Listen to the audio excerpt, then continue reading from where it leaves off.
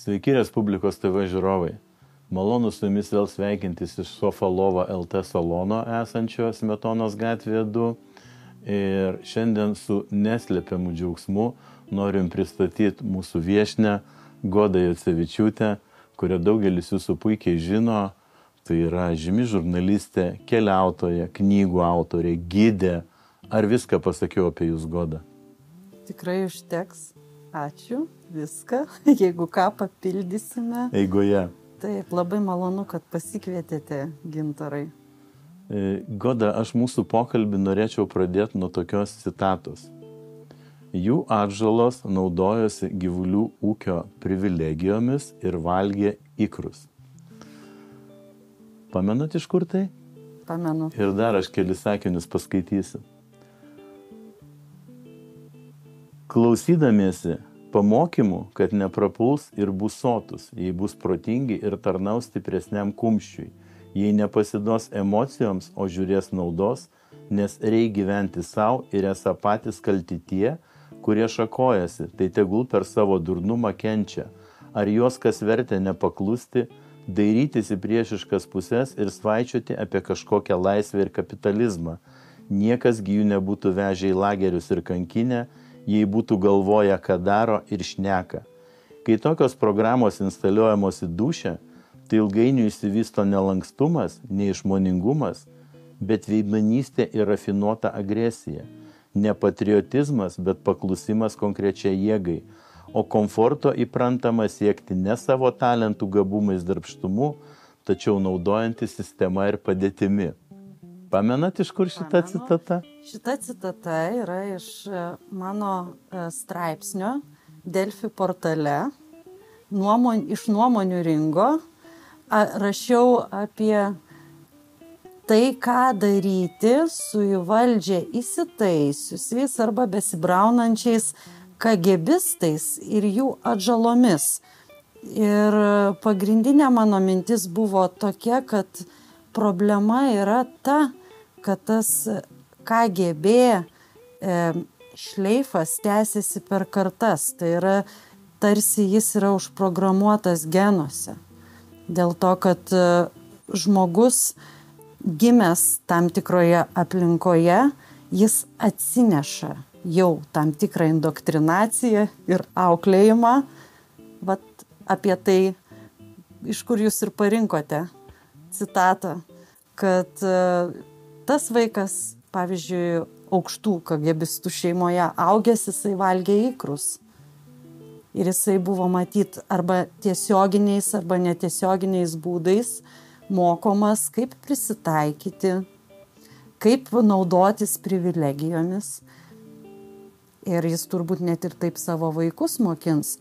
Ir tiesą sakant, Gintarai, žiūriu, kas vyksta dabartinėme politinėme gyvenime, tai iš tikro labai jaučiasi, net ir nežinant jaučiasi, tarsi yra toksai įtarimas, o paskui jisai pasiteisina, kad tam tikras žmogus įvinguriavęs ten kažkur į Seimą ar į ministerijas, ar apsimetantis kokiu nors visuomenininku, labai einančių į bendrą visą taktą kartu su dabartinė ideologija ir propaganda, paskui taip ir paaiškėja ir išlenda, kad jis yra vaikas tam tikrų nomenklatūrininkų. Todėl nereikia stebėtis, kad pas jį yra labai stipriai išreikštas toks prisitaikėliškumo, sakyčiau, motyvas. Ar jūs sutiktumėt, kad mūsų visuomeniai, ypač pastaruoju metu, seniau kažkaip to gal mes taip aiškiai ir nepastebėdom, būtent šitie prisitaikėliai ir ima viršų. Ir aš galiu paminėti kaip pavyzdį, tarkim, mūsų valstybės vadovė Dalia Grybauskaitė, akivaizdžiai KGB absolventė, jeigu taip galima būtų įsireikšti, nes jinai niekada nepaneigė šito. Apie tai buvo daug kalbėta, daug rašyta. Tai kas pas mus do visuomenė, jeigu pas mus KGB žmogus gali užimti net patį aukščiausią valstybės postą? Aš net nežinau, ką atsakyti į šitą klausimą. Mes, nors jūs, Gintarai, suformulavote kaip ir klausimo formą tą sakinį, bet tai ir yra kartu ir atsakymas. Ir klausimas daugiau retorinis. Tikrai, kas pas mus per visuomenę, jeigu taip gali lengvai ir paprastai priimti tokią milžinišką veidmainystę ir dvigubus standartus. Visur aplinkui, ir čia ne tik Grybauskaitės atvejis, čia ne tik kalba eina apie kagebistus ir jų atžalas. Čia mes turbūt kalbam bendrai apie atmosferą, kuri tvyro, tarkim, visame informacinėme lauke ir lauke, kuris eina iš valdančiųjų pusės. Mes kiekvieną dieną susidurėme su veidmainiavimu. Delfi rašiau ir kitą straipsnį apie žaliąją veidmainystę. Tiesa, kad... Tokia populiaria dabar. Taip, dabar populiaria. Tai, kad tie millennialsai, kurių galvelėse yra jau ne šiaip smegenis, bet ten dirbtinis intelektas. Tai jie labai išgyvena dėl to, kad bezda karvės. Bet kažkodėl jie neišgyvena dėl to, kaip masiškai kertami yra miškai, kaip girios masiškai kertamos. Tiesa, arba pavyzdžiui, jie išgyvena labai dėl tos vadinamosios klimato kaitos, bet jie tai dramatizuoja kiekvieną pavasarį ir kiekvieną rudenį, nors orų permainos pas mus yra absoliučiai įprastas dramatiškas reiškinys ir tie orai visada buvo ir yra tokie isteriški, aš sakau, kaip, nežinau, hormonų audrų kankinamas paauglys. Bet kiekvienais metais yra kažkoks siurprizas.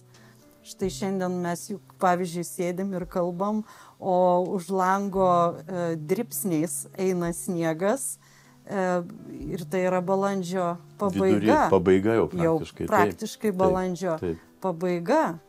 Tai tie klimato veidmainystės teoretikai, jie išvartys, kad čia vis tiek yra ta kažkokia žalinga klimato kaita. Tai tarp kitko, jeigu jau apie tai prakalbom, tai tik noriu pasakyti, kad aišku, mes juk negalime neigti destruktyvaus žmogaus veiklos poveikio gamtai ir atmosferai, bet akcentai juk yra sudedami visiškai kitur ir specialiai yra informacija supainiojama. Čia irgi neseniai kažkas Facebook'e tą klausimą iškėlė ir apkaltino mane, kokia aš nejautri esu tiems orams. Tai patikslinau ir žmonėm daviau tokį palyginimą. Vėl grįžau į tuos COVID laikus, kad virusai visada buvo, egzistavo ir bus. Bet kas atsitiko tuo laikotarpiu, kad nekaltas virusas buvo demonizuotas, jo viešoje erdvėje buvo sukurtas įvaizdis kaip baubo, kaip mirtino baubo įvaizdis ir tuo tarpu žmonės buvo ir skatinami ir netgi verčiami imtis tokių veiksmų, kurie žalingi jų pačių sveikatai. Tarkim, ten vakcinuotis kažkokiomis neaiškiomis vakcinomis arba vartoti milžinišką neigiamą šalutinį poveikį turinčius cheminius surogatus. Tai panašiai vyksta dabar ir su klimatu. Tai, kad žmonių veikla gali būti agresyvi ir gali kenkti gamtai, čia faktas. Taip. Bet ne tokia, kokia dabar šiuo metu demonizuojama. Mes visi liksim kalti už tai, kad važinėjame automobiliais. Mes greitai būsime priversti jaustis kalti iš vis, kad drįstame kvėpuoti.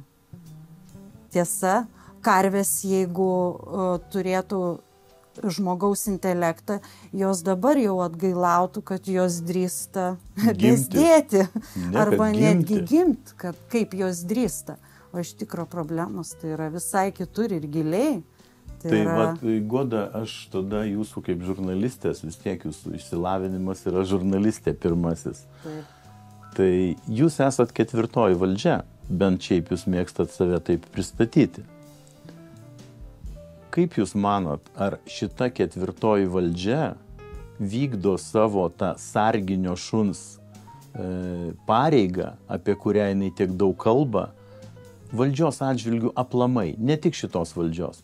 Tarkim, mes kalbėjom apie KGBistus valdžioj ir kodėl valdžia praleido, pavyzdžiui, tokį konstitucijos sulaužimą, kaip Valdo Adamkaus galimybę kandidatuoti prezidentus, nors konstitucijoje aiškiai yra pasakyta, kad žmogus, norintis kandidatuoti Lietuvos Respublikos prezidentus, turi 3 metus pragyventi Lietuvoje.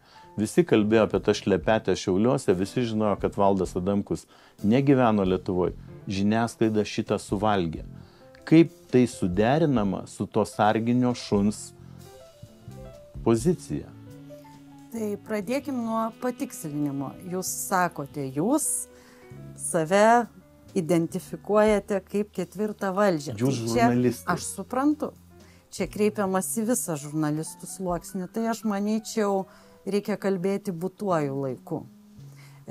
Nors atrodau jaunai, bet tiesą sakant, esu nebe pirmos jaunystės. Ir pradėjau žiniasklaidoje dirbti nuo pat pirmų kursų žurnalistikos. Vadinasi, prieš daugiau nei 20 metų. Ir dabar, kai laiką atsuku atgal, aš vis mėgstu taip ironiškai kartoti, kad iš tikro, kai pasižiūriu į tuos laikus, kada dirbau dienraščiuose, kada pradėjau tą žurnalistės darbą nuo ko turėjau pradėti, tiesiog kai lakščiau ant kojų visas spaudos konferencijas, kai perėjau daug redakcijų, tai man regis gyvenau visiškai praeitoje eroje. Man net sunku patikėti, kad yra toks milžiniškas atotrūkis tarp to, kokia žiniasklaida Lietuvoje buvo, tarkim, prieš 20 arba kad ir prieš 15, net ir prieš 10 metų ir tarp to, kokia šiuo metu yra. Tai nemanau, kad kažkoks žurnalistas dabar galėtų nuoširdžiai pripažinti, kad jis yra ketvirtoji valdžia. Man regis dabar dažnas žurnalistas yra ne valdžia, o valdžios auka arba valdžios įrankis. Žinoma, nereikia generalizuoti, juk vis dėlto esame kiekvienas patys savo, esame savarankiškos būtybės, mus gali kažkaip kas nors bandyti pančioti ir riboti, bet mes juk turim vis tiek savarankišką mąstymą ir kiekvienas esame atsakingas patys už save. Todėl aš tikiu, kad yra žurnalistų, kurie sąmoningi ir supranta, kokioje padėtyje atsidūrusi ir žurnalistika, ir pati žiniasklaida. Atsiprašau, kiek jūs mano tokių yra? Nesuskaičiuosiu dabar, bet... Procentais, tarkim, nuo visos žurnalistikos, kiek jūs įsivaizduojate, tokių yra? Aš po to pasakysiu, kodėl aš klausiu. Gerai. Gal keli procentai, bet tuoj galėsite pratęst. Aš tik vieną pastabą turiu. Vis su žmonėmis kartais tenka pakalbėti, padiskutuoti, ne? Kur dabar yra žiniasklaida, kokie dabar yra žurnalistai. Bet aš visada pateikiu pavyzdžius iš kitų sričių. Visiškai nesvarbu, ar tai yra žurnalistika, ar tai yra medicina, ar tai yra teisė, nežinau, ar tai yra inžinerija, statyba, architektūra. Mes turime suprasti vieną gan skausmingą tendenciją, kad specialistų skaičius visur daugėja formaliai, bet gerų specialistų skaičius susitraukinėja labai tendencingai. Taip kaip yra sunku atrasti gerą žurnalistą dabar, kuris iki šiol dirbtų, taip sunku atrasti ir gerą odontologą. Pavyzdžiui, juk mes labai vertiname, jeigu šeima turi tokį gydytoją, kurį gali kreiptis kaip į tikrą profesionalą ir kuris padėtų. Labai daug yra IT specialistų, tiesa, arba kompiuterių meistrų. Bet pabandykite atrasti jūs tą gerą, kuris jūs, pavyzdžiui, ne tik mulkintų, bet ir padėtų sutvarkyti jūsų kompiuterį. Arba kuris išlaikytų tokį gan padorų santykį tarp kainos ir paslaugų kokybės. Taip. Bet aš nesutikčiau dėl žiniasklaidos. Ir leisiu savo paprieštarauti jums. Todėl, kad odontologas paslaugą atlieka jums personaliai, jūsų šeimos nariam, ne? O žiniasklaida tai yra visai kas kita. Tarkim, mes čia gyvenam Vilniaus burbule, yra ten Kauno burbulas, kurio Vilniaus burbulas nemėgsta, ar ne? Mes turim socialinius burbulus. Bet aš, pavyzdžiui, susitinku su žmonėm regione ir kažką su jais pradedam diskutuoti, nebūtinai apie politiką, apie kažkokius kitus dalykus. Ir jie man sako, bet Vilnius sakė taip. Sakau, kas? Nu Vilnius. Tai Vilnius tai yra panorama. Ir va čia mes turim bėdą su nacionaliniu transliuotoju, kuriam mes visi tiesiogiai mokam kiekvieną mėnesį nemažus pinigus, nes galiausiai jie gauna savo biudžetą pagal formulę, kur kiekvienais metais jiems prisideda ir dabar jau, man atrodo, šiais metais netoli 70 milijonų jie gauna pinigų iš mūsų visų.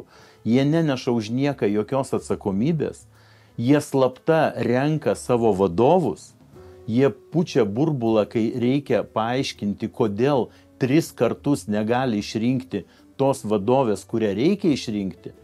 Ir žmonėms jie plauna smegenis, aš nebijau taip sakyti, nes aš atidžiai žiūriu jų programas.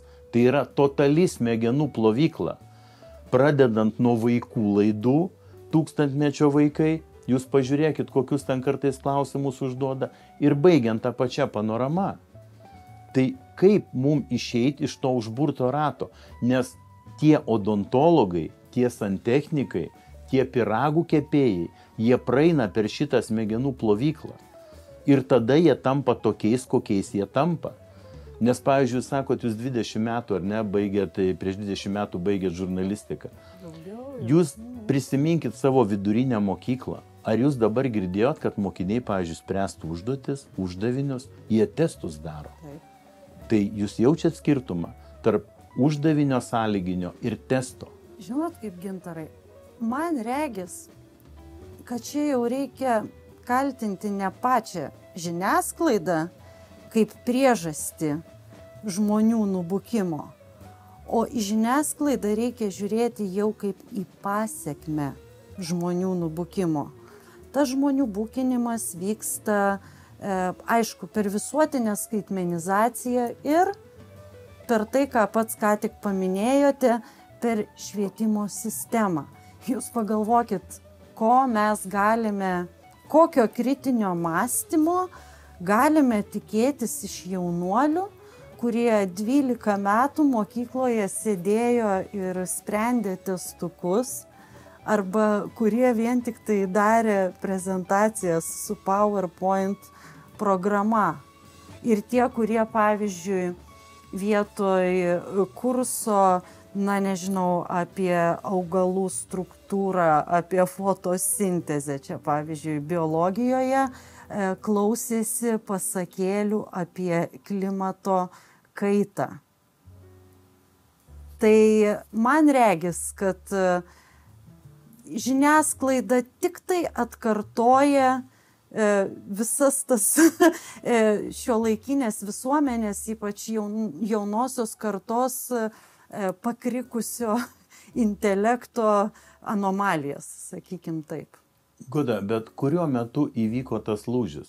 Jūs prisimenat, pavyzdžiui, atgimimo laikus? Atsimenu. Tai juk žiniasklaida pasitikėjimas buvo kosminis. Taip. Mes laukdom atgimimo Šiaurės Atėnų, tos pačios Respublikos, taip. Ar ne? Televizijos žinių, ten kaip Benas Rupeika Brazauską kalbindavo, ausis ištempę klausydavom. mes tada žiniasklaidą tikėjom. Arba, pavyzdžiui, nes jinai mums, atsiprašau, nemelavo. Tikrai Dabar mes šokim per 30 metų į priekį ir pažiūrėkim tą pseudopandemiją, kai prasidėjo. Žiniasklaidoje melas liejosi Niagaros kriokliais. Taip. Tai kada įvyko tas lūžis, kai jie pradėjo mums meluoti?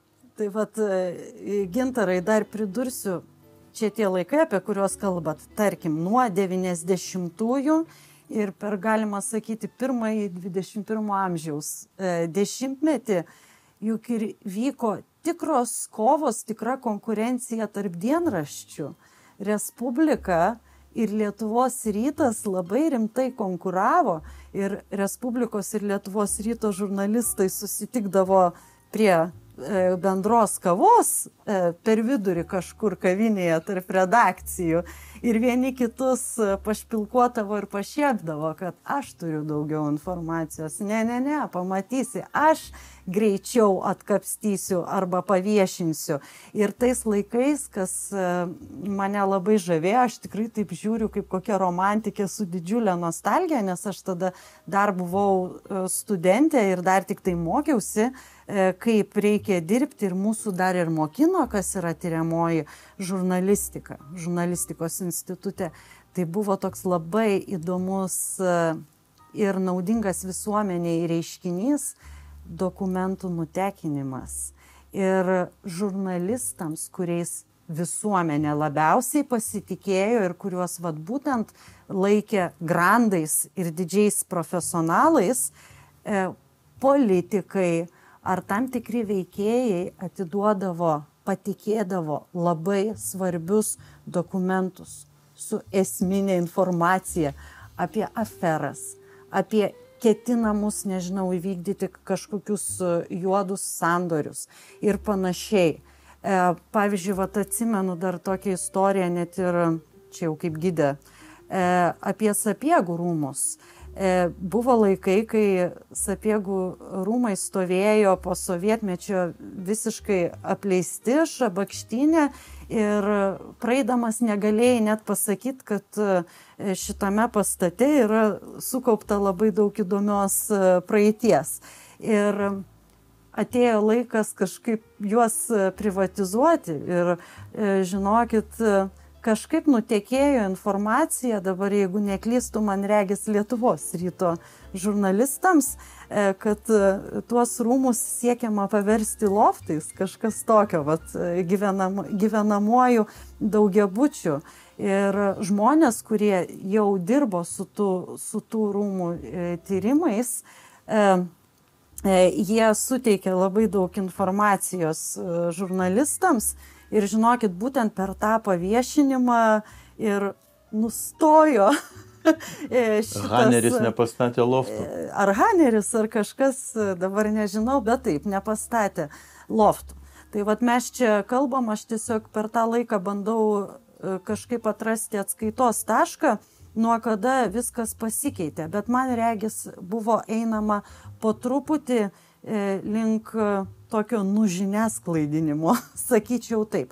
Vienas iš pirmųjų ir iš daugybės žingsnių, pavyzdžiui, buvo labai smarkiai pasikeitusi įstatyminė bazė dėl informacijos viešinimo. Aš galiu palyginti vėlgi, prieš kokius 15 metų aš skambindavau skirtingoms įstaigoms ir būdavo labai nesunku gauti visuomeniai naudingą informaciją dėl vadinamojo viešojo intereso, kai viešasis interesas buvo didžiulė vertybė ir aukščiau visko. Ir kai buvo laikoma, kad vardan viešojo intereso galima atskleisti net ir labai tam tikriems asmenims skausmingus ir nepatogius faktus. Jeigu tik tai padės kažkaip visuomeniai sukovoti su kokia nors problema. O dabar pastaruoju metu, kai vis pati savo atlieku kokį nors tyrimą, kuris po to išvirsta, tarkim, į mano straipsnį, į komentaro žanrą nuomonių ringui, tarkim, Delfiui. Tai baisu, skambini į vieną instituciją ir jie pacituoja kokią nors ten įstatymą ar jo punktą, pagal kurį jie negali atskleisti tokios informacijos. Tada bandai prieiti prie problemos iš kitos pusės. Yra labai geras jiems visą laiką atsikalbinėjimas, yra priimtas tas bendrasis asmens duomenų apsaugos įstatymas. Taip, bet ir viskas. Taip, čia dar prieisim prie dar vienos tos veidmainystės ir dvigubų standartų temos, kad jau suprantat, ką aš turiu omeny, kad kažkodėl asmens duomenų apsauga išnyksta ties skaitmeninę kontrolę arba ties tą diktatūrą ar įvairiomis jos formomis, kurios būtent pradėjo įsigalėti nuo COVID laikų. Bet dar vienas toksai gyvas pavyzdys, ką dabar atsimenu, visai neseniai, prieš kelerius metus, dariau tyrimą, jis man užtruko tikrai gan ilgai, porą mėnesių rinkau medžiagą apie vieną siaubingą tragediją, kai buvo nužudyta nepilnametė, bet vėlgi net ir dabar mane riboja įstatymai atskleisti tam tikras smulkmenas. Bet mano tikslas buvo surinkti medžiagą, aišku, ne tiek apie pačio įvykio detalės, bet apie kontekstą ir aplinkybės ir priežastis, dėl ko tai galėjo įvykti. Ir aišku, tyrimas nuvedė į ydingą vaiko teisių sistemą. Ir čia turiu omeny ne tik tai tarnybų darbą ir kišimasi į šeimas, bet apskritai apie tai, kad policija paversta visiškai neįgalia institucija kovoti su nepilnamečių nusikalstamumu. Kalbu ir apie įvairias parazitinės kontoras, kurios prisidengia irgi vaiko teisių ir apsauga ir tų vaikų priežiūra arba globa, o iš tikro tai yra centrai, tarkim dabar bijau suklyst dėl tikslaus apibūdinimo, bet tokie kaip vaikų dienos centrai, taip, ar net vaikų nakvynės namai, kurie iš tikro yra tos vietos, kuriuose susirenka labai didelis būrys tų probleminių paauglių. Ten jie susipažįsta ir ten jie vienus įtakoja. Ir į tą būrį visada patenka vaikai, kuriuos tenai atgynė būtent vaiko teisių politika, būtent tik dėl to, kad kokie nors vaiko teisių tarnyboje dirbantis parazitai įpareigojo tėvus ten savo atžalas atvesti. Tai čia aš labai gal ir nukrypau nuo temos, bet grįžtant prie to noriu pasakyti, kad kai rinkau informaciją apie tą įvykį ir aš skambindavau skirtingom įstaigom, ir žinokit, aišku, visus juk informuodavau, kad aš neminėsiu aukos vardo pavardės, kad man to neleidžia nei įstatymai, nei žurnalistės etika. Aš jiems paaiškindavau, kad mano straipsnio tikslas yra visai kitas, bet man reikia žinoti, bandyti atkurti eigą, kaip tie vaikai, vienas tai tas baisus smurtautojas, nusikaltėlis, kuris tuo metu dar buvo nepilnametis, o kitas tas vaikas auka, kaip jie susitiko, per kokias institucijas, per kokius tarnybų veiksmus tie vaikai susitiko ir kaip įvyko ta nelaimė. Tai patikėkit manim, man buvo užtrenktos visos durys, buvo mėtomi rageliai, nebuvo teikiama išvis jokios informacijos, buvo kvaksima tik pagal tą pačią dainelę. Asmens duomenų apsauga, nepilnamečių duomenų apsauga, nors aš kaip minėjau ir neturėjau jokio tikslo atskleisti konkrečių nepilnamečių gyvenimo detalės. Ir aišku, visą informaciją aš surinkau tik iš labai geranoriškų tėvų ir globėjų, kurie man sutiko anonimiškai papasakoti apie tai, kokias jie pragaro kančias praeina, susidūrė su piktybinė sistema iš vienos pusės ir iš kitos pusės su visiškai neįgalia sistema kovoti su tomis paauglių problemomis ir nusikalstamumu, kurio didesnė dalimi galima būtų išvengti, jeigu viskas veiktų šiek tiek kitaip. Tai dar kitas pavyzdys. Apskritai visa sistema po truputį keičiasi ir jinai keičiasi į tą pusę, kad mes paprasti žmonės, ne tik žurnalistai, bet ir piliečiai, kurie norime, pavyzdžiui, apginti savo teisės, kažką išsiaiškinti, pasijaustume absoliučiai bejėgiai, kad liktų tik tai galvą į sieną daužyti. Tai kalbu ir apie įsipynusią vaiko teisių apsaugos tą sistemą, absoliučią anomaliją.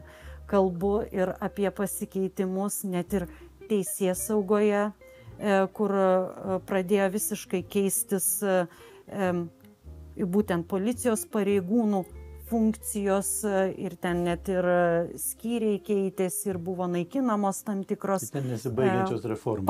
Pareigos, taip nesibaigiančios reformos. Lygiai taip pat asmens duomenų apsauga, kuri tarnauja pačiai sistemai, jos saujeliai, bet ne visuomeniai, ne atskiriems paprastiems fiziniams asmenims. Ir dar galima būtų vardyti labai daug tokių įstatymų, reformų ir reformėlių, kurios ir privedė irgi prie tokio žiniasklaidos išglebimo. Ir jūs gal teisingai pastebėjot, kad didžiausias lūžis matyt ir įvyko per tą vadinamąjį COVID-ą ir nepabijokim, pripažinkim, Lietuvoje ypač labai lengva žiniasklaidą suimti. Mūsų šalis nedidelė. Taip, mūsų gyventojų vietinių sparčiai mažėja, rinka yra juokingai maža ir kaip yra paprasta ir lengva be jokių didelių pastangų į vienus nagus suimti tas kelias žiniasklaidos priemonės, kurios dar, sakykime, turi kažkiek galios ir įtakos žmonių nuomoniai. Tuo labiau, Goda, atsiprašau, kad jos nei viena praktiškai išskyrus Respubliką, kurioje mes randamės, nebepriklauso lietuviams. Taip, bet čia iš tikro šita tendencija, kad nebepriklauso lietuviams, apima ir kitas sritis. Tai taip, mes Lietuvoje taigi neturim nei savo bankų, ar ne? Viskas. Nei savo draudimo kompanijų, mes realiai nieko nebeturim. Mes jeigu gerai pasiknistume, aš nebejoju, kad tinklai, kurie dabar vis plečiasi ir kūrėsi, ir kurie formaliai dar nėra monopolininkai, bet realybėje yra, nes dar paaiškėtų, kad tie, kurie neva jų konkurentai iš tikrųjų yra atšakos, irgi jau yra užsienio kapitalo. Čia matyt galima kalbėti ir net ir apie privačias klinikas, kurias visus superka koks vienas tinklas. Galime labai daug žiūrėti, kas stovi už nugarų dideliems bizniams ir turime džiaugtis, jeigu dar kažkur yra lietuviško kapitalo kvapelis. Goda, o baigiant žiniasklaidos skyrių. Taip. Aš ruošdamasis laidai su jumis ir vis tiek žiniasklaida yra man skaudi tema, todėl kad aš tikrai matau, kad jinai formuoja nuomonės dažnai neteisingas ir labai smarkiai susidoroja su tais, kurie nepaklūsta tai generaliniai linijai, kaip mes buvom įpratę irgi tarybiniais laikais. Bet radau tokį įdomų skaičių, kad 2016 metais, tai visai nesenai, prieš 8 metus, žiniasklaida pasitikėjo 66% respondentų. Šiemet naujausiais tyrimais jau 29,31. Realiai daugiau negu dvigubai sumažėjo pasitikėjimas žiniasklaida. Iš vienos pusės aš tai matau, kaip apie ką mes ir kalbėjom, kad žmonės supranta, kad jiems yra makaronai kabinami. Iš kitos pusės, aš manau, kad didelę įtaką tam padarė ir socialiniai tinklai, kurie atėmė iš žiniasklaidos tiesos monopolį. Kaip jūs matot, tarkim, ateitį 5-10 metų į priekį, kaip keisi šitą santykį žiniasklaidos ir socialinių tinklų? Gal reikėtų pradėti nuo tokios pastabos, kad informacijos kiekis ir apimtis nėra tas pats, kas informacijos kokybė. Taip. Viena vertus, mes gyvename tarp tokios iliuzijos, kad daugėja informacijos šaltinių, kad didėja pasirinkimas tų kanalų, iš kurių galime pasisemti žinių, nuomonių, įkvėpimo, nežinau, dar kažko. Tai vat, ir kad internetas atveria tokias galimybės. Tai, žinot, kaip iš dalies tik tai. Viena vertus tikrai aš džiaugiuosi ir manau, jūs Gintarai irgi džiaugiatės, kad žmonės, tiek kūrėjai, tiek žiūrovai ir skaitytojai nebėra priklausomi nuo tų pagrindinėmis, mainstreaminėmis laikomų žiniasklaidos priemonių. Jeigu tau nepriimtinas, pavyzdžiui, nacionalinis transliuotojas ir jo žinių laidos, tai prašom, yra pilnas YouTube'as ir žinių laidų, ir, nežinau, profesionalių žurnalistų, ir savamokslių blogerių, ko ten tik nėra.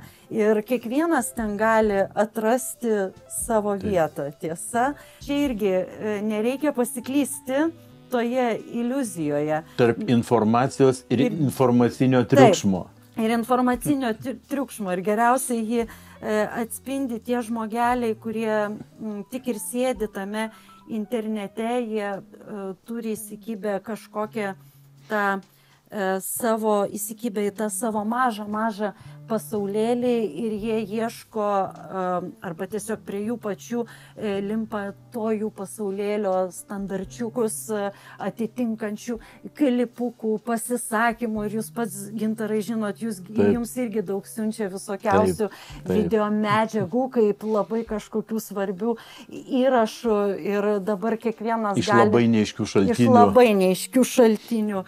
Ir taip iš tikro plinta dezinformacija iš visų pusių ir aš tikrai noriu pasakyti, kad dezinformacija jokiais būdais neapsiriboja toje mainstreaminėje žiniasklaidoje, jinai labai gaji toje kitoje žiniasklaidos pusėje, labai daugėja galimybių pasireikšti marginalams, pavyzdžiui, Lietuvoje kalbant, kurie nieko kito nemato, tik tai klyno temą ir visur ieško pedofilų sąmokslų ir kišančių pedofilų kažkokių ragų. Yra tokių marginalų, kurie iš tikro ir folijos kepuraitės dėtųsi ir jie man, taip sakant, visiškai lygiai tokie, yra tokios pačios sąmokslo teorijų aukos, kaip ir tie, kurie galėjo tikėti, kad skudurėlis ant veido saugo nuo viruso. Tai čia lygiai tas pats pavyzdys, tik kitoje pusėje. Tai kas bus ateityje? Kokybė. Kas bus ateityje? Nes mes matom iš vienos pusės, kritinis mąstymas nėra toleruojamas. Galvojimas nėra toleruojamas. Iš kitos pusės informacijos kiekis didėja. Kaip išspręsti šitą matricą? Visą laiką bus kūrybingoji mažuma ir balvonų dauguma. Supratau. Goda, eikim prie kitos temos, kuri tikriausiai jums bus gerokai malonesnė. Rytai. Bet per kitą prizmę. Bet mes čia kitą savaitę minime mūsų įstojimo į Europos Sąjungą 20-metį. Oi, kaip laikas eina, greitai. Taip, atrodo visai nesenai italų ir skalbimo mirtelius mums dalino, ar ne? Tikrai. Kur beje buvo dar vienas pažeidimas, referendumas truko 2 dienas, ar ne? Ko apie žiniasklaidą apie tai irgi nieko nesakė.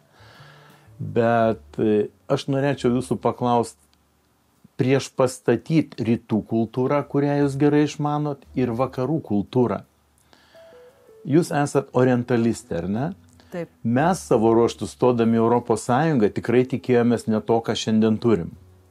Ar ne? Tos visos Stambulo konvencijos, ten mažumų teisės, skaitmenizacija, lyderiai, apie kuriuos mes vėliau pakalbėsim, švietimas, tas žmonių bukinimas, mes kažkada priklausėm nuo Maskvos, dabar mūsų visi į Briuselį pasisukę, kur jiems tikrai užuojauta, nes dar kita koja turi į Vašingtoną pasisukti, tai ten iš vis sudėtingi dalykai, kaip persiplėšti, nes dažnai nesutampa nuomonės Briuselio ir Vašingtono, kaip mes turėtume elgtis. Tai vat, prieš pastatant vakarų ir rytų kultūrą, kaip jūs matot ateitį globaliai? Nes rytų kultūra yra gerokai senesnė už vakarų kultūrą, čia niekam nepaslaptis, ar ne? Ir tie, kurie atsikanda rytų kultūros, jie važiuoja gydytis dvasiškai į rytus. Ne tik dvasiškai, fiziškai. Ir fiziškai, taip, kinų medicina, ten ir dalykai visokie iš senovės atėję. Bet man neteko girdėti, kad kažkas iš rytų važiuotų gydytis į vakarus. Tai vat kaip šitą jūs matot? Atsakymas būtų. Dar kartelį gal parodysiu šitą knygą. Tai yra mano ir Raimondo Dikčiaus knyga Geografija transe. Nuostabi knyga, beje, aš esu gavęs dovanų. Malonu.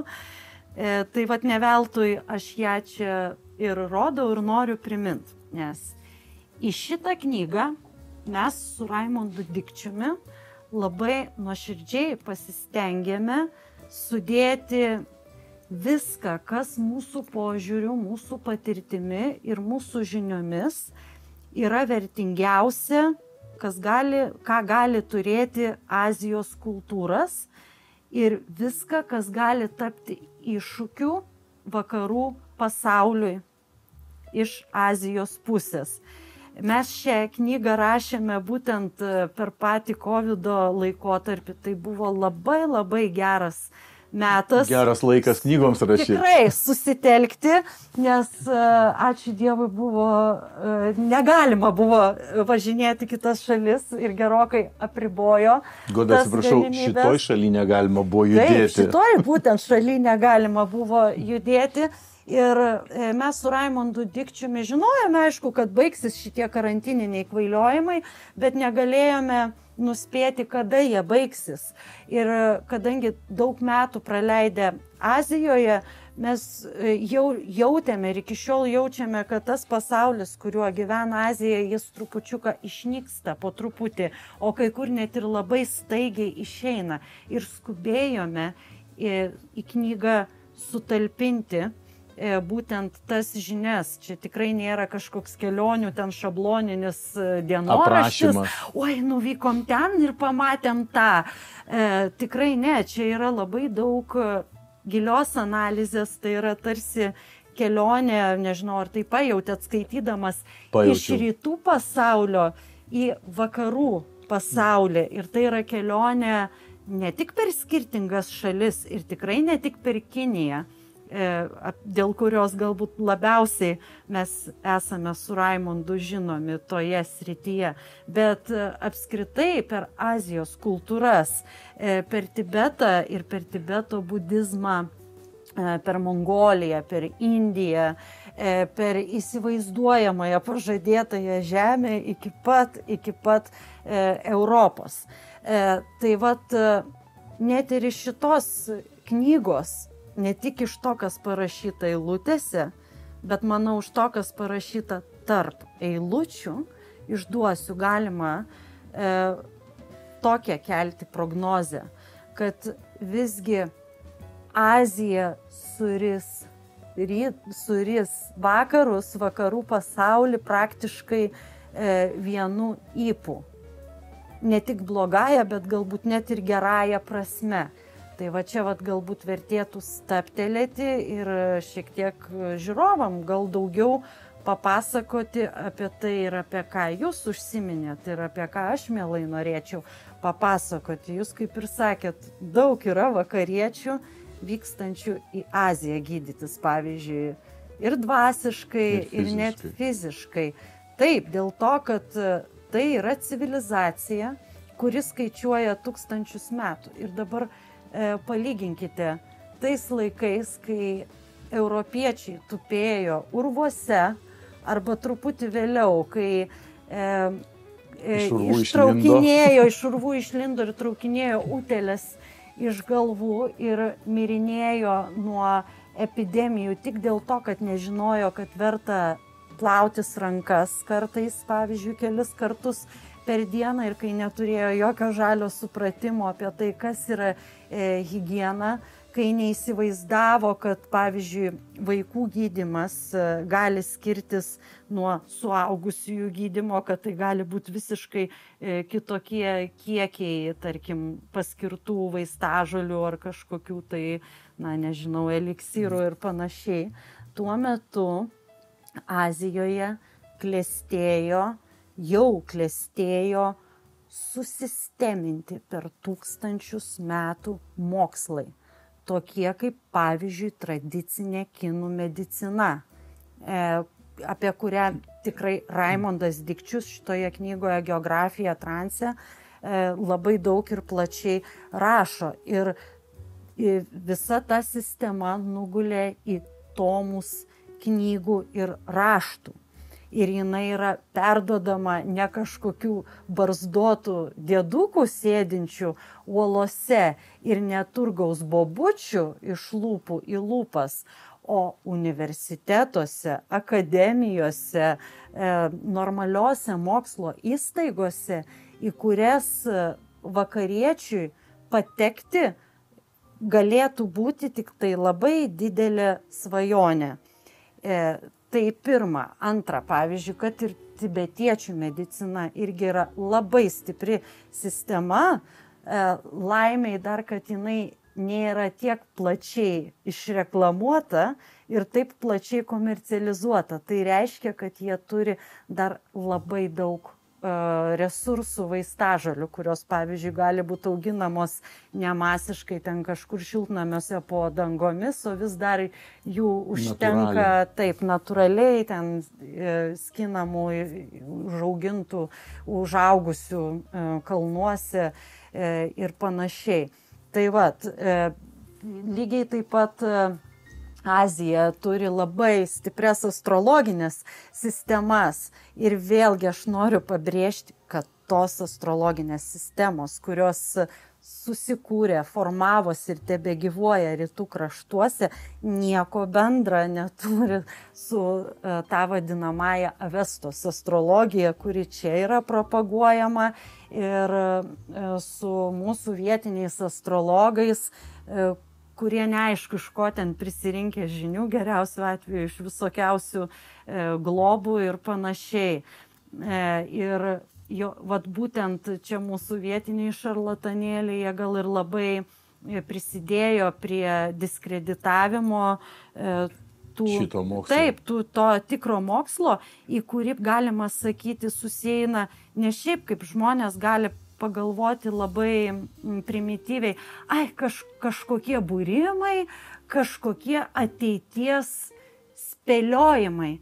Į astrologiją susieina apskritai kosmologinės žinios. Matematika. Tikrai, tai yra be galo matematiškos sistemos, pilnos formulių ir labai tikslių paskaičiavimų.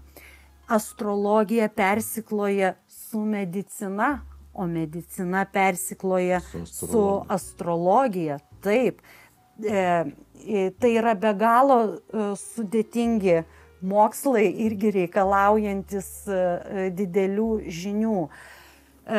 Azijoje, aišku, yra atskiros išvystytos architektūros sistemos.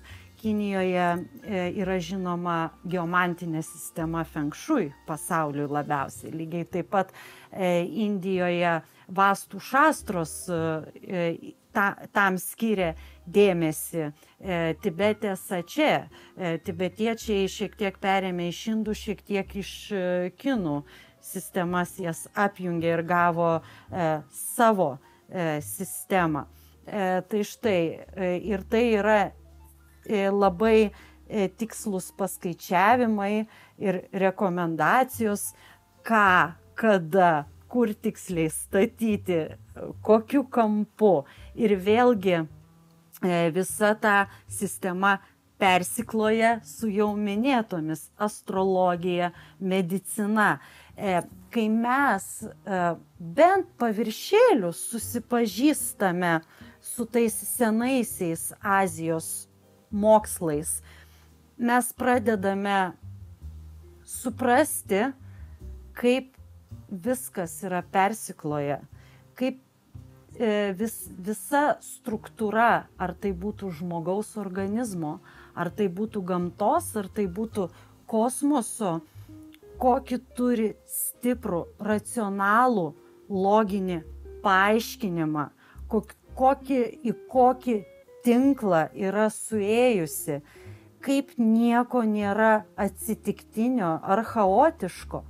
Ir vedu prie to, kad man regis, žmonės tik tai tie, kurie tikrai nori pažinti senąsias civilizacijas ir kurie turi galimybę prie jų prisiliesti, jie turi daugiau šansų suprasti, kaip veikia pasaulis. Suprantat, ką turiu omeny? Aš nekalbu apie visažinystę kažkokią, nekalbu apie pseudo nušvitimą ar atsivėrusias čakras žinių. Kalbu apie tai, kad pažinimas rytų civilizacijų ir kultūrų, kaip čia dabar pasakyti, atveria tokį daugiau galimybę pasaulį suvokti adekvačiau ir blaiviau. Pavyzdžiui, susipažinusi su kinų medicina arba tibetiečių medicina praktiškai, tarkim, tik tai kaip pacientė, net ne kaip kažkokia studentė, aš jau suprantu elementarų dalyką, kuris daugeliu šiuolaikinių vakariečių yra visiškai nesuvokiamas dalykas. Na, pavyzdžiui, kad negalima daryti bereikalingai kažkokios invazijos į kūną tik dėl grožio ir tik dėl kažkokių, nežinau, pezalionių, dėl kažkokių šiuolaikinių šarlatanų nusišnekėjimų. Ten, pavyzdžiui, kad kastruoti šunis, vat nei iš jo, nei iš to paimti ir kastruoti, kad jie nesidaugintų. Kai viso labo galima šunį už pavadžio vedžioti, jeigu nenori nepageidaujamo neštumo. Tai vat, kad nemesinėt šuns, nebekalbant jau apie žmogų. Bet čia toks supratimas vat, ateina palyginus, nes labai jaučiasi infantilumas tas vakarų mokslo, vakarų medicinos. Tai vat, Goda, aš labai gerą pavyzdį prisiminiau dabar jūsų beklausydamas. Aš kadangi esu akiniuotis, tai kažkada man buvo šovus mintis pasidaryta tokia įprasta akių operacija, kad nereiktų nešioti akinių. Taip, su lazeriu, žinau, taip. Ir aš atsimenu, buvau labai rimtai to užsidegęs, nes į Kauną atvažiuodavo ten toks garsus tuo metu rusų gydytojas ir jis ten konvejerių visus gydydavo. Ten jis darydavo tik tą pagrindinį pjūvį. Nu, ten grynas Fordo konvejeris buvo. Taip. Ir vienas protingas žmogus man pasakė, Gintarai, tu japonus matei gyvenime? Sakau, mačiau. O sako, tau jie atrodo protingi žmonės? Protingi. Sako, tu pažiūrėk, kiek jūsų akiniais vaikšto. Taip. Sako, tu pagalvok, ar jie neturėtų tokios technologijos akims? Ir tada man tas žmogus pasakė, japonai sakė, galva, ne šikna, atsiprašau. Jeigu gali nelysk. Tikrai. O kitą pavyzdį prisiminiau jūsų klausydamas. Aš pažįstu gyvenime, esu sutikęs žmogų, kuris norėdamas įsigilinti į kiniečių medicinos paslaptis, išmoko senąją kinų kalbą. Ir jisai, man pasakojo, aš pas jį ten irgi ėjau ten tam tikrus kursus gydymo, ir sakė, man atsivėrė tokie lobynai, kad aš nesuprantu, kaip tai įmanoma buvo šitiek informacijos sukaupti. Tai vat kaip jūs minėjot, kad kuo tu ten giliau neri, tuo didesnės erdvės atsiveria. Tai supratau iš jūsų pasakojimo, kad vakarų civilizacija yra kaip ir pasmerkta? Absoliučiai. Vakarų civilizacija niekad net ir nebuvo pakilime. Galų gale prasikrapštykim akis. Kai mes kalbam su pasididžiavimu apie viduramžius, mums iš tikro dėl to turėtų būti labai gėda.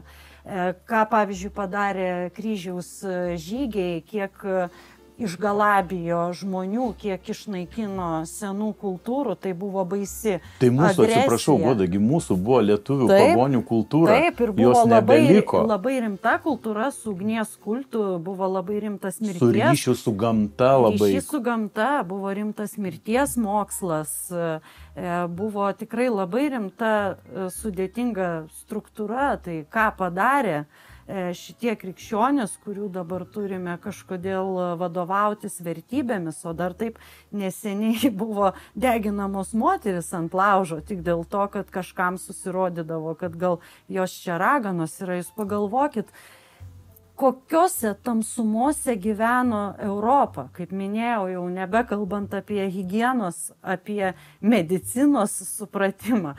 Ir reiškia, dabar tas vakarų pasaulis, kalbu ir apie anglosaksus, kurie atvyko į svetimą žemyną, į Ameriką, apkrėtė lygomis ir išskerdė vietinius gyventojus. Tas reiškia, vakarų pasaulis dabar bando visam pasauliui primesti savo vertybės ir diktuoti kažkokią, nežinau, tarsi demokratiją kabučių sistemoje.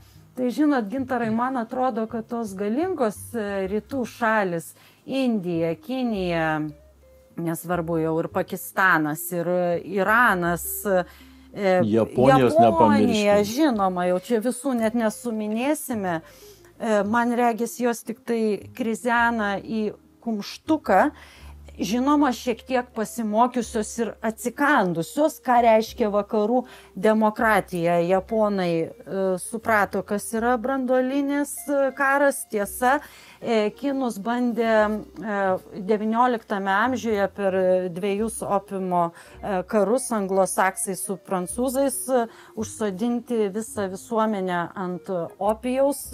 Iš dalies tai pavyko, dėl to kilo šalyje didelė suirutė, bet kažkaip prasikrapštė kinai akis ir nebekartos tos klaidos, įsileisdami plėšikus į savo žemes. Ir žinot, ta Azijos dalis, jie turi tiek ir gamtinių resursų, jie turi tiek tų savo tradicinių mokslų, kuriais gali remtis. Prie viso to jie turi tiek išminties ir kartu tiek klastos. Ir žmogiškų resursų. Ir žmogiškų resursų. Ir nepamirškime, kad jie yra labai skvarbus ir svarbiausia, kad jie yra klastingai skvarbus. Jie yra linkę dominuoti. Jų rankose yra supratimas apie žmogaus psichologiją, kaip ji veikia. Manipuliacijos. Nes būtent Azijoje irgi telkėsi, kaip aš sakau, tie patys tikriausi psichologijos mokslai, nes būtent jie yra esmė senųjų religijų, tarkim, ypač budizmo. Tai kai tuose kraštuose yra tiek daug to paveldo ir medžiagos, kuri leidžia žmogų ir tyrinėti, ir juo manipuliuoti, ir iš jo juoktis, tai vienareikšmiškai Azija dominuos. Aš šitą tikrai galiu prognozuoti. Žinot, man dabar jūsų besiklausant iškilo keli veidai, tarkim, tos vakarų kultūros ir civilizacijos lyderių, ar ne? Bidenas, Amerikos prezidentas. Nu tai iš pagarbos žilam plaukui nekomentuokim jo. Taip, kurio dėdė bandė kanibalai suvalgyti. Taip, nu, kuris Irano nuo Irako neskiria, ten galima susukti ilgą videoklipą. Taip. Toliau, ką mes turime Europoje? Makronas. Makroniukas. Nu, apgailėtinas, makroniukas tikrai. Šolcas. Nu, nėra apie ką kalbėti. Kas padaryta su Vokietija pastaruosius kelerius metus? O kas beje padarė su Vokietijos karo pramonė? Panelė von der Leyen, ar ne? Taip. Kuri ištrynė netyčia SMS-ų su burla susirašinėdama dėl vakcinų. Dabar jinai vadovauja Europos Sąjungoje ir rimtai kandidatuoja į 2 kadenciją. Tai, Goda, mes jau nekalbėkim apie mūsų lyderius. Oi, apie mūsų, čia yra... Mes neturim kalbėti apie tai, ko nėra. Čia jiems pas mus nėra lyderių. Būtų, jų nėra tiesiog. Tikrai taip. Jų tiesiog nėra. Paskutinis politikos lyderis Lietuvoje, mano gilių supratimu, tai buvo Brazauskas. Taip. Po to mes lyderių nebeturim ir artimiausio ateityje nebeturėsim. Taip. Taip, ir visai nesvarbu, kokia pavardė jie yra. Tai vat kalbant vienodi. apie Taip. Aziją, tai pavyzdžiui, pažiūrėkim, Turkijos Erdoganas, ane? Tvirtas Tikrai taip. lyderis, tvirtas. Nepavyko, prisiminkit, kaip nepavyko jo sužlugdyti prieš, jau laikas eina labai greit, prieš kokius maždaug 8 metus per tą Güleno tokį pavarytą perversmą. Nu, tai ten irgi spalvota revoliucija norėjo Turkijoje įskiepyti, bandė. Nesigavo. Nesigavo net ir sutelkus visas pajėgas ir teroro atakas suorganizavus. Tarp kitko, vienoje iš jų teko dalyvauti, ką ačiū Dievui, per maždaug pusvalandį ar valandą pavyko išvengti tiesioginio susidūrimo, nes aš kaip tik iš Ulan-Batoro nusileidau į Stambulą ir vykau į viešbutį ir tada prasidėjo teroro ataka. Tai štai, tai čia nukrypom. Ten labai greitai pasibaigė. Labai greit, nes nepavyko. Toliau kitas lyderis kiniečių, aš dabar nežinau, nes skirtingai vieni Xi, kiti Žy vadina.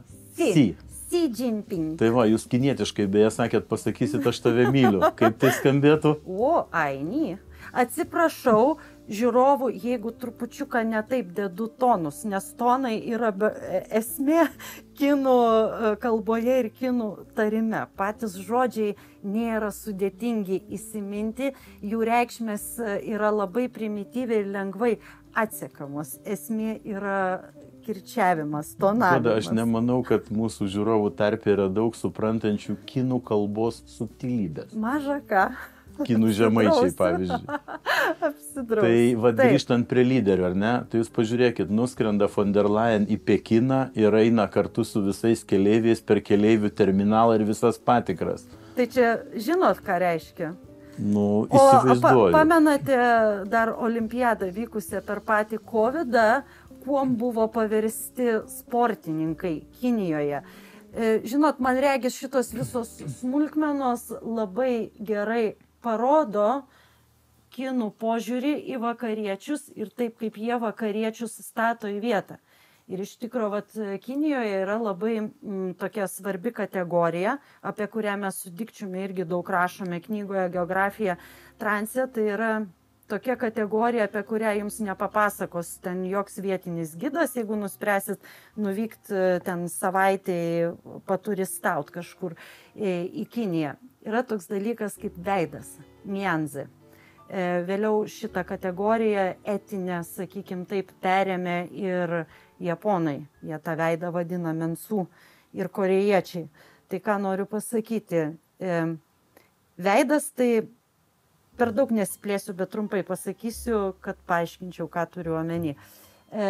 Veidas reiškia ir žmogaus reputaciją, ir jo santykį su aplinka.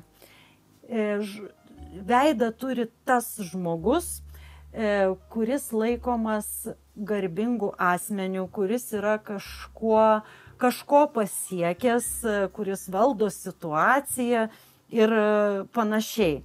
Ir atvirkščiai, veido netekęs yra tas žmogus, kuris arba pats kažkaip susigadino savo tą įvaizdį, imidžą, arba tas, kuris buvo įžeistas ir užgauliotas.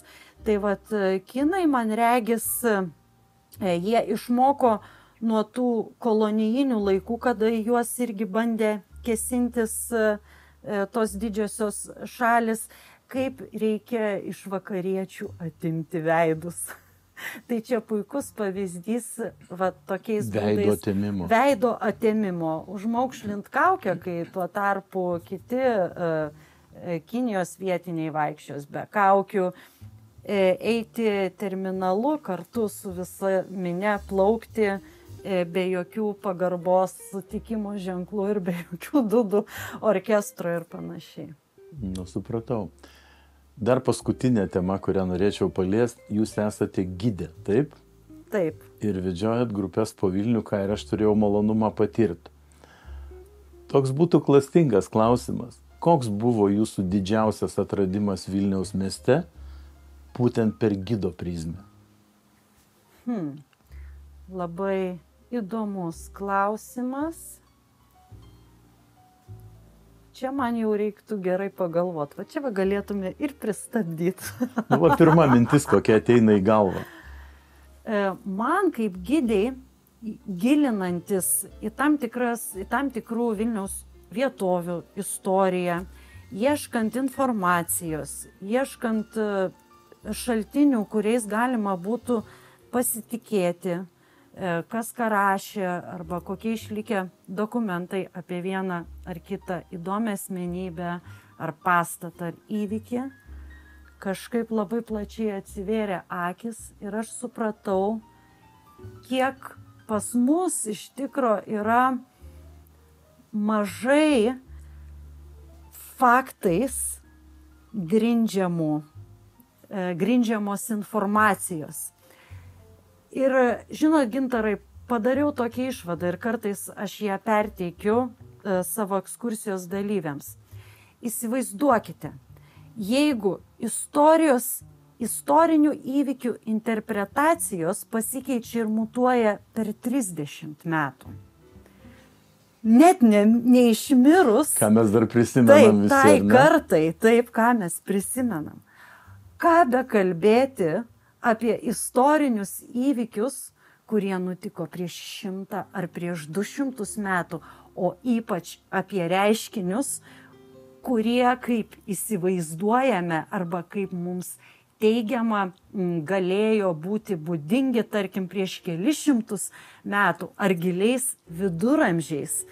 Ir kadangi vis tiek mano bazė yra žurnalistika, aš niekaip negaliu atsiplėšti nuo šitos profesijos, vis tiek per daug įgūdžių yra.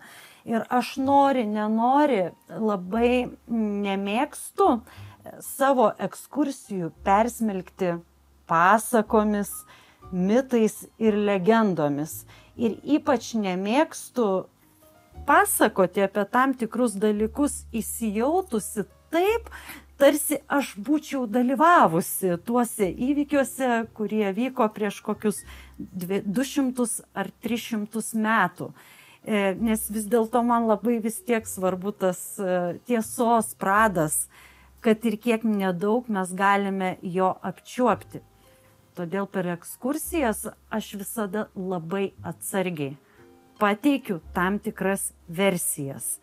Ir kitas dalykas, dauguma jau lietuvių dalyvaujančių mano ekskursijose yra girdėję arba jau žino iš savo patirties, kad aš dažnai labai pasiūlysiu suabejoti tomis versijomis, kurios pas mus dominuoja vadovėliuose arba kad ir paviršinėje kažkokioje informacijoje, žiniasklaidoje. Tai yra daug dalykų, kuriuos aš prisimenu ir dabar matau, kaip vyksta aprašymai ir pasakojimai.